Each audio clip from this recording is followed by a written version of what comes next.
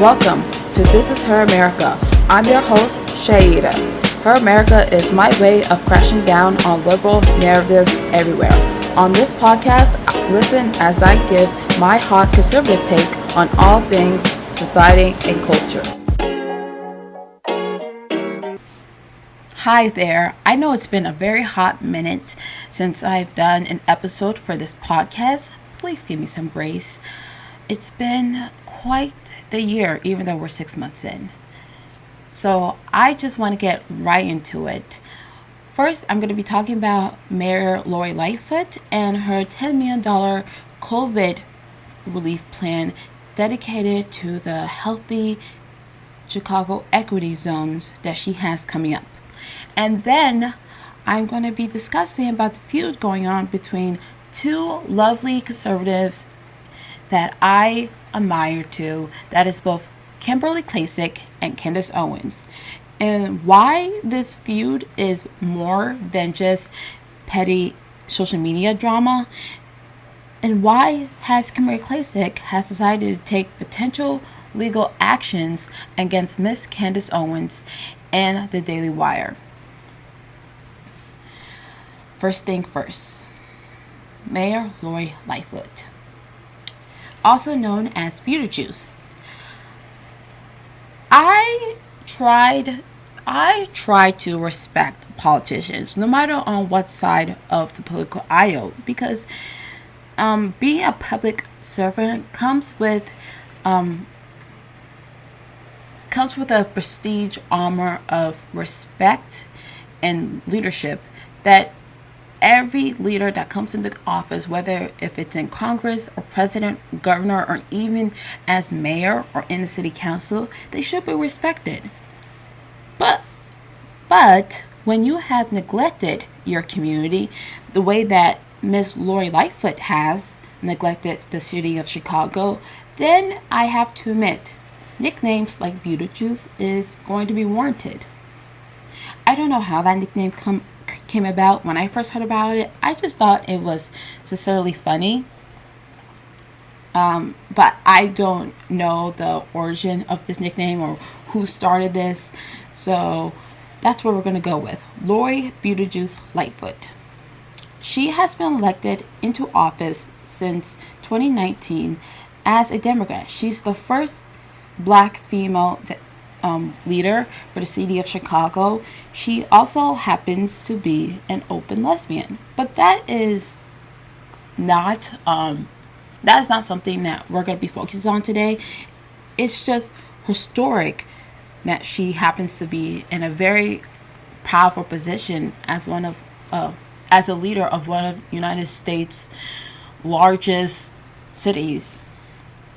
So, according to People magazine, Lori Lightfoot has decided to appoint $10 million from the city's health department to create 6 healthy Chicago equity zones. I never turn to People magazines when it comes to political or social issues, considering that they're very left-wing media, but these were one of the few articles that I could pull up, and so this is what I'm going to be reading from. Chicago mayor declares racism a health crisis, citing life expectancy gap as city pledges $10 million to solutions. So according to the title already, Miss Beetlejuice thinks that racism in a city that is majority black is an issue. In the article, it states, Chicago mayor has embarked on a media tour in recent days to make what she hopes is a city-altering declaration describing racism as a public health crisis. Quote, I think one of the big narratives coming out of the pandemic is that the costs and consequences of inequities and injustice simply can no longer be ignored, Lori Lightfoot told MSNBC's journalist Jonathan Caphart on Sunday. We have known that racism is a public health crisis, but I think naming it and saying it gives us an opportunity to address it once and for all.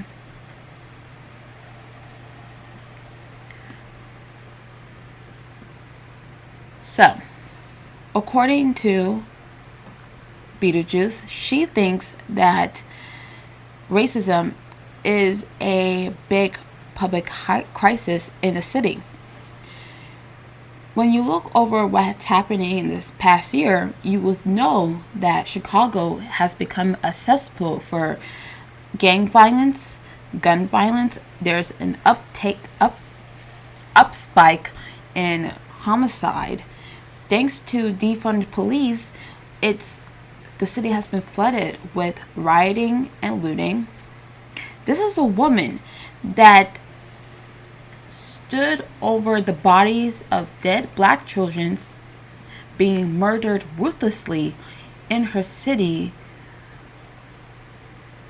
while she had the audacity to attack Donald Trump when he was in office of promoting white supremacy, even though I know for a fact as a black woman that Donald Trump is not a white supremacist.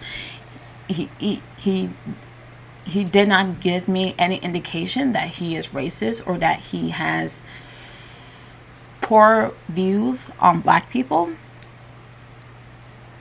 And so, what does this all mean? This means that Lori Lightfoot would gladly take the tax-paying dollars from her constituents to fund for unnecessary and quite blatantly ridiculous programs. If you think about it, if she really cared about the health of her constituents, she would bring back policing. She would think about helping cleaning up the streets of Chicago from the ongoing rioting and looting that has taken place in our city since last summer. So this right here, she's looking for a bailout.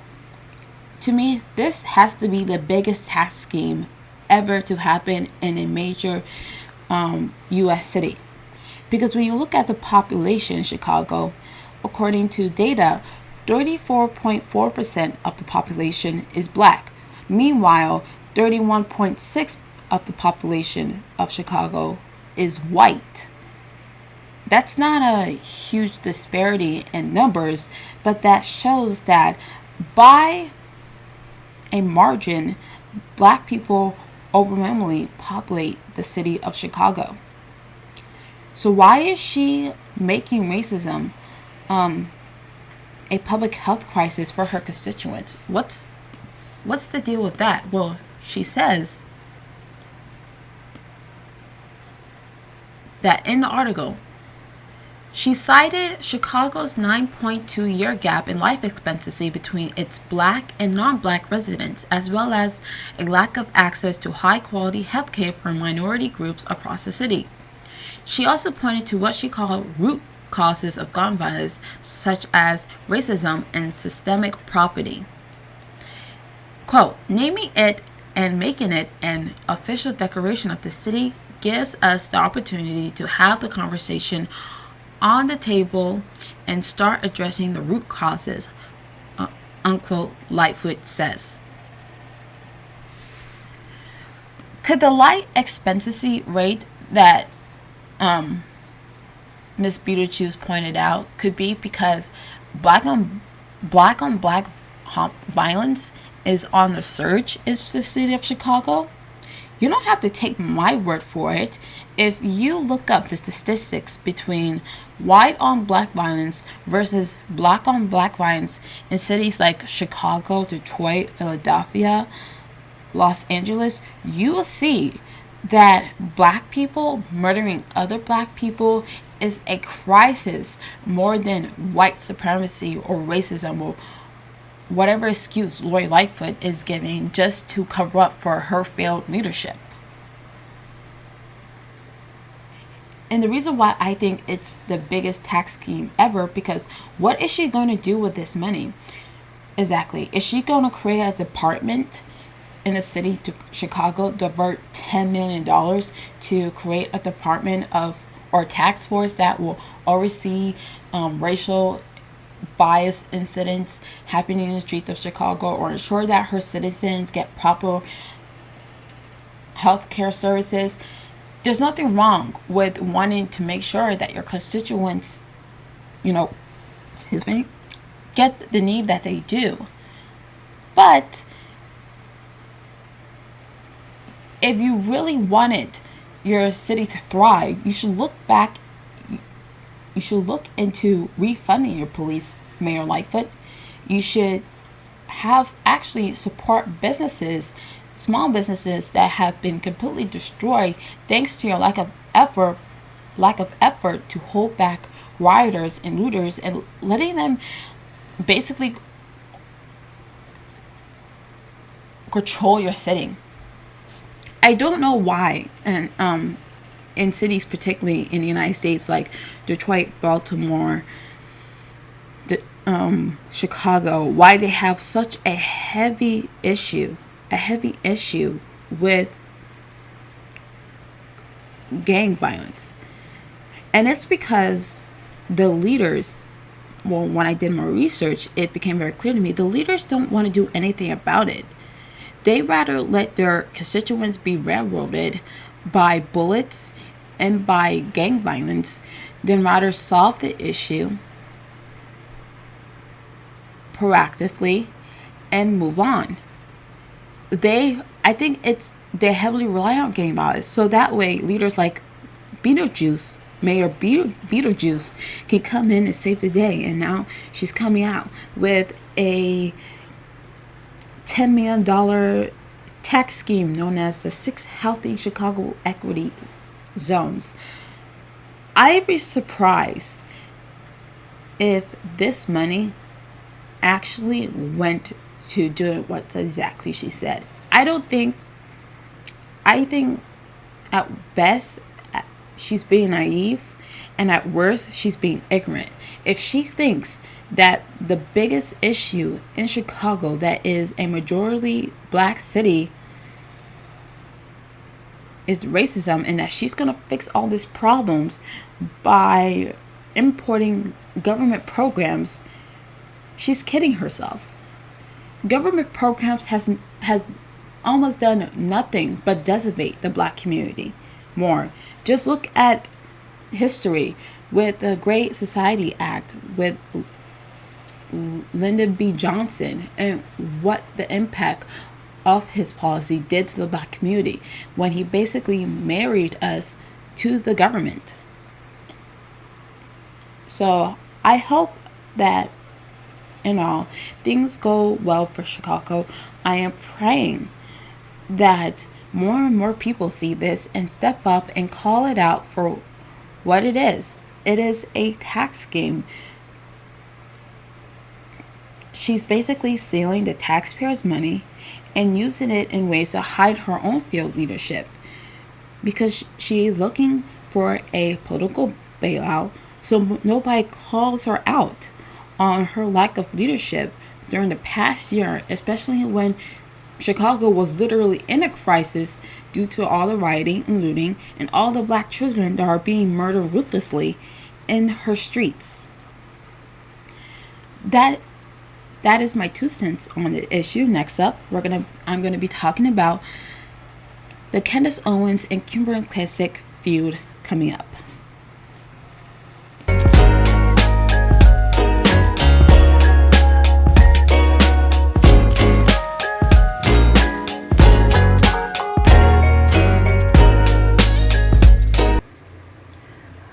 I'm back with the feud between Candace Owens and Kimberly Klacik, 2 beautiful conservative women who I've come to admire and I think are very important in this movement.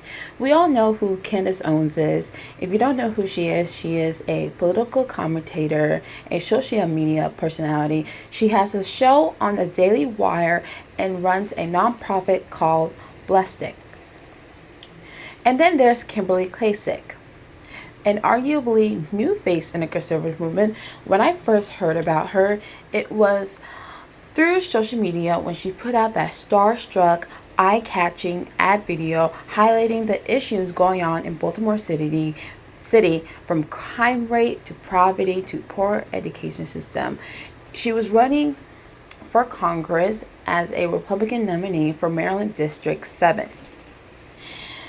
How this feud came about was when Kimberly Klacik put out a tweet responding to another tweet saying that Candace Owens doesn't do enough to represent the black community or use her platform to bring up issues that are important to us as black Americans or highlight underdeserved communities.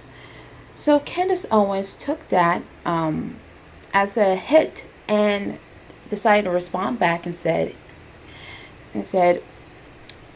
I do a lot to help the black community, and she does. She has, as I said before, a nonprofit called Blessic, which is to help black Americans across the states to help them be more oriented,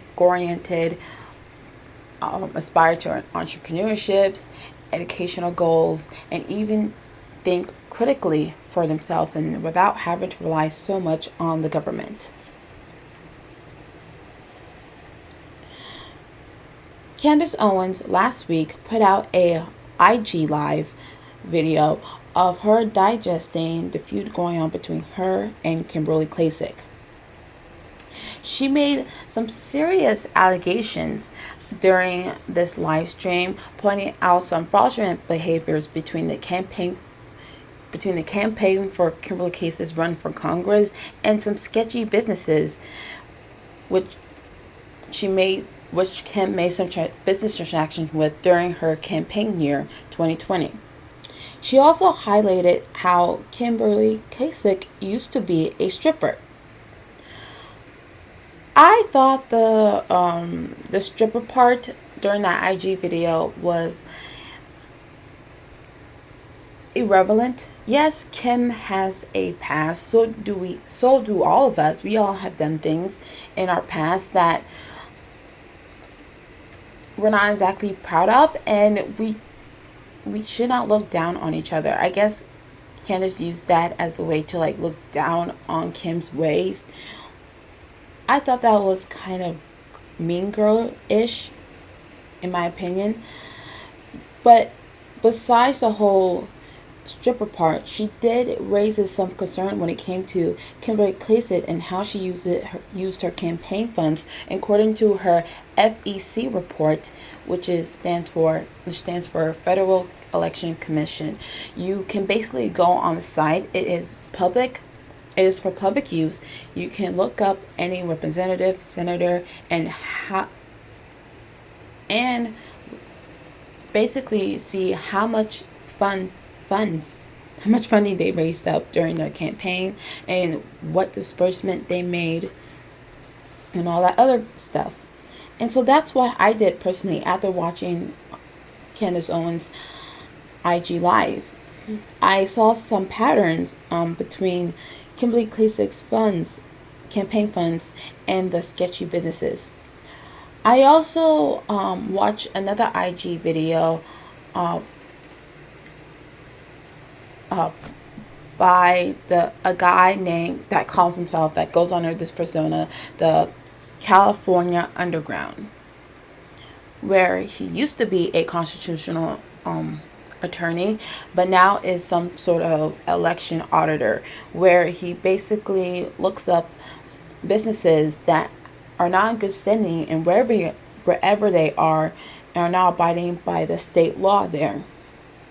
And in this video that he did of Kimberly Klacik, he basically used a site called Open Corporates, which basically you can look up any business, any LLC on there and find out what their history is, who's running their business, where their headquarter address or where they are established in the United States or in any country for that matter, and what standing they are, if they have filed tax returns or are on the bridge of bankruptcy or forfeited. And there were two businesses that came up on Kim Klacik's Klacik's FEC report and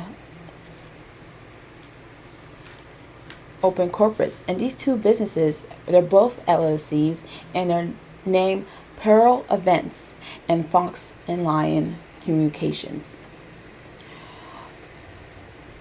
After the election was over in 2020, a few days after election, Kim Klacik made a payment out to Pearl Events. I don't know what that is exactly, where she paid about $120,000 for a meet and greet. And Kim addressed this later on in her YouTube video on her channel, that the money went towards a catering business. She was basically giving a huge thank you to her staff, to all her volunteers that helped her throughout her campaign, considering that it was the end of the election. And she basically went all out. She bought food, drinks, gifts, expensive gifts. I have to imagine all of this had to be expensive, because a meet and greet doesn't usually cost doesn't usually cost that much. But according to Maryland state law, Pearl Events was not exactly in good standing. And so this was a business that was basically forfeited and not had a great history when it comes to tax returns, as well as Fox and Lion Communications.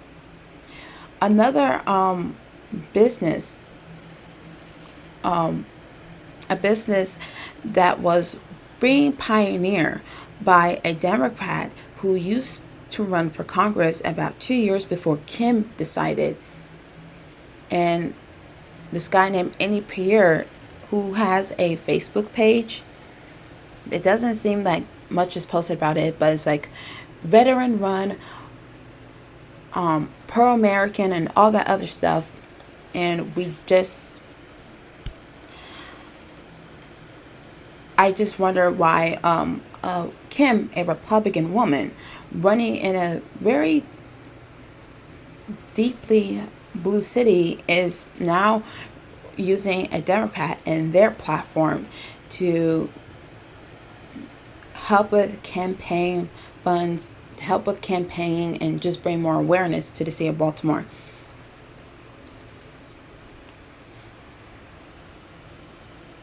Kim addressed some of this days after Candace Owens IG live video. She addressed why she paid so much money to Pearl Events and Fox and Line, which I said before, it was used to help pay for some of the lavish things that she had for a party for all of her volunteers, which I totally get it. She gonna spend $2 million for all I care, but why did you label it as a meet and greet? Because you weren't going to meet any constituents or any supporters that day. You were just going to be, it was going to be you and your crew and your team and all these volunteers. So I don't sure why she just put it as a gathering or a party. Maybe it would have looked very obviously. It could have looked like she was using money for luxury. That's probably why she put meet and greet to look more formal on her FEC report. But that's what she did. And it was not only that, she also had paid a disbursement to a private jet company for about $50,000. And that's pretty expensive to get on a private jet. $50,000, because she was going to a Trump rally that probably took place in, I believe, Georgia or Oklahoma. I can be wrong. So basically, Kim was invited to a Trump event back earlier last year, where she got like hours notice, like a probably almost 24 hours notice. And so she made a justification for it. She said, well, when Trump invites you to come speak at one of his events, you go. And since this was during COVID lockdowns, Maryland was heavily in a very lockdown mode. and there were not a lot of flights available, limited flights. So Kim made a justification that she used it campaign funds that was donated to her by supporters and donors alike to take this private jet to the rally and back. And I thought, okay, I didn't do too more research. Maybe if I looked at the timeline and where this rally took place and went and correlate that to the different airlines and companies and airports that were available during that time, then maybe I can find some sort of loophole. But I didn't really look into that very much, so I just took it at her word. I like Kimberly Klacik. I think she has so much potential. She brings so much good she could bring so much good things to the Baltimore city, and Baltimore needs it. This is a city that has been run down by Democrats, and not just by Democrats, but black Democrats. You look at the mayor, to the city council, to even the state legislators, you can't even find a single Republican in sight. And according to certain data research, I found that majority of registered voters there are Democrat. About 87.3% are registered Democrat. Meanwhile, 10.7% are registered Republican. So why a city that's supposed to be very progressive according to our policy is doing so terribly when it comes to education, poverty, economy, and even family life? And that is because so many people are just poorly educated on policy. They rely too heavily on news media, which I think is a bigger threat to them than police are.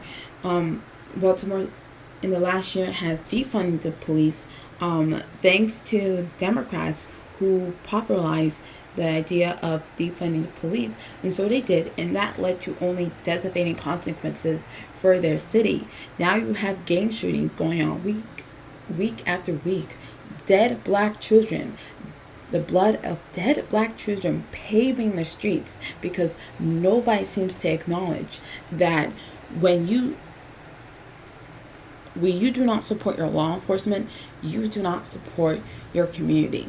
You need law enforcement in cities like Baltimore.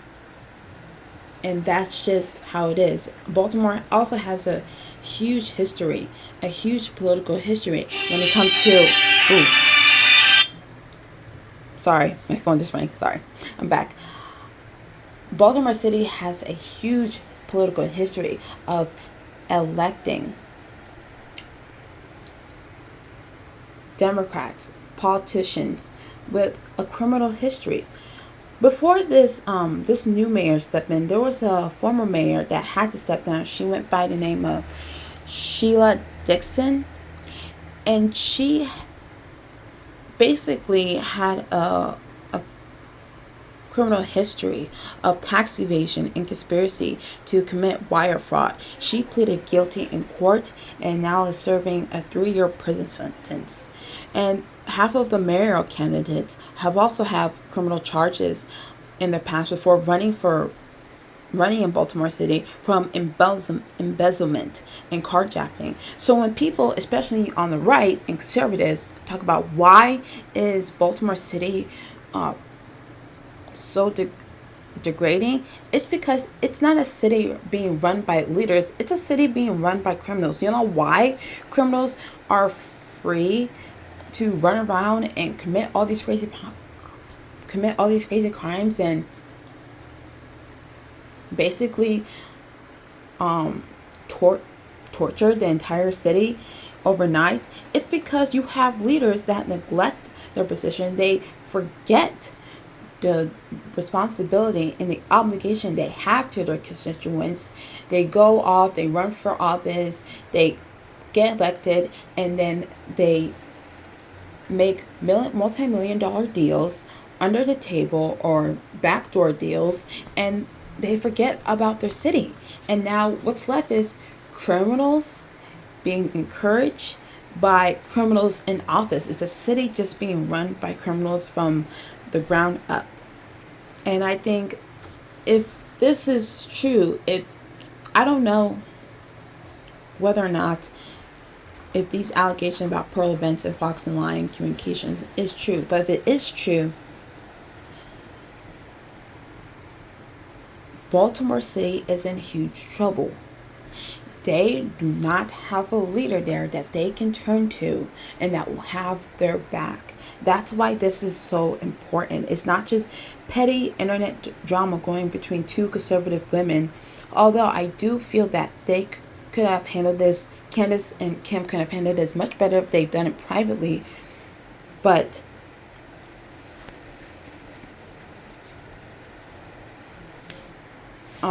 Kim has Kim has to get her ducks in order. Now she said that, she didn't use the money to commit any sort of illegal actions. She has denounced, she's basically denounced Candace's allegations. And so we're just left with she said versus she said. I say, if there's any, I feel that Kim is a very unique and a very real person. I haven't met her personally, but I know people who have, and they basically could say the same that I'm saying. Like, she is such a go-getter. She is so energetic. She has great visions for her city, for the city of Baltimore. And so it would be really disappointing to lose somebody like her in this fight, especially a city that's basically going to be gone in the next few years if people don't change up their acts and face the mirror and basically smell the coffee.